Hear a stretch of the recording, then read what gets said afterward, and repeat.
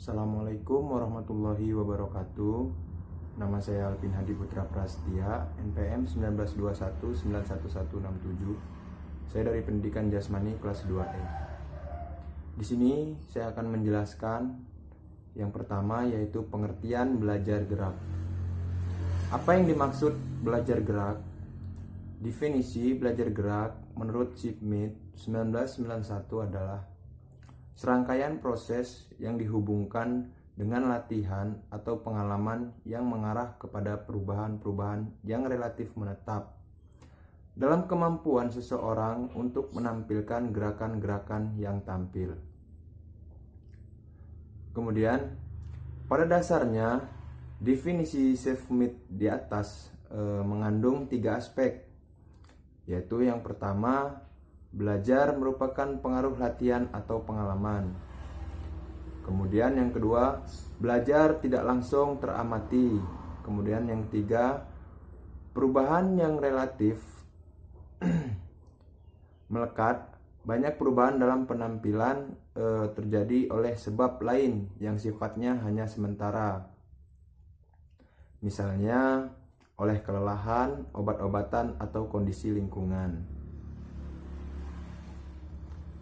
Kemudian selanjutnya yaitu ada bentuk atau konsep gerak.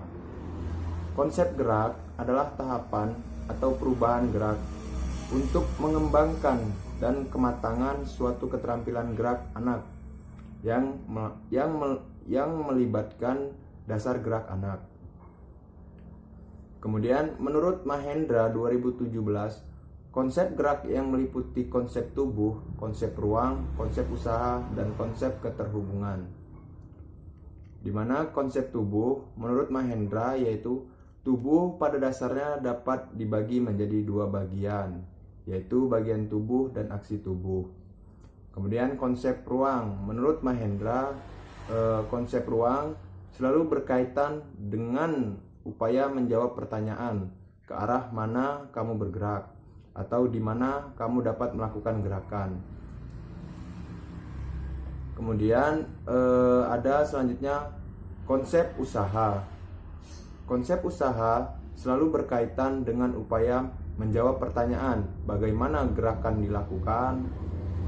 Kemudian konsep usaha ini mempunyai komponen waktu, daya, dan irama yang secara bersamaan menunjukkan adanya usaha. Kemudian, bagaimana gerakan dilakukan dalam kaitannya dengan orang atau aspek lainnya.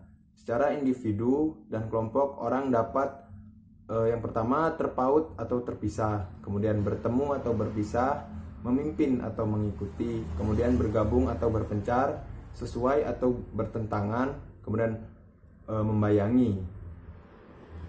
Dan selanjutnya yaitu ranah gerak.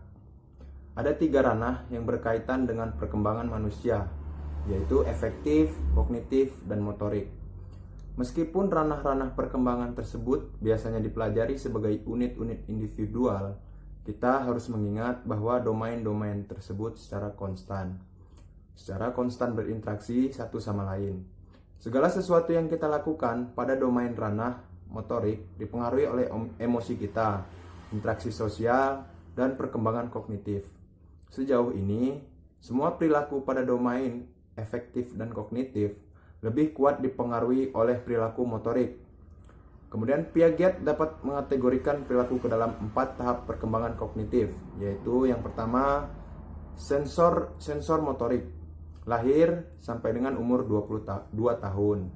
Kemudian prooperasional, yaitu dari 2 tahun sampai dengan 8 tahun. Kemudian konkret operasional dari 8 tahun sampai dengan 11 tahun. Kemudian formal operasional dari 11 tahun sampai dengan 12 tahun. Perkembangan kognitif dan perkembangan motorik secara konstan berinteraksi. Perkembangan kognitif lebih kuat bergantung pada kemampuan intelektual. Proses interaksi semacam ini nampak pada teori Piaget. Tahapan-tahapan di atas selalu dialami oleh setiap anak dan tidak akan pernah ada yang dilewatinya meskipun tingkat kemampuan anak berbeda-beda. Tahapan ini meningkat lebih kompleks daripada masa awal dan kemampuan kognitif bertambah. Menurut Piaget, perkembangan kognitif terjadi melalui suatu proses yang dia sebut dengan adaptasi. Adaptasi merupakan penyesuaian terhadap tuntutan lingkungan dan intelektual melalui dua hal, yaitu asimilasi dan akomodasi. Itulah yang dapat saya sampaikan. Saya akhiri, wabillahi taufiq walhidayah. Wassalamualaikum warahmatullahi wabarakatuh.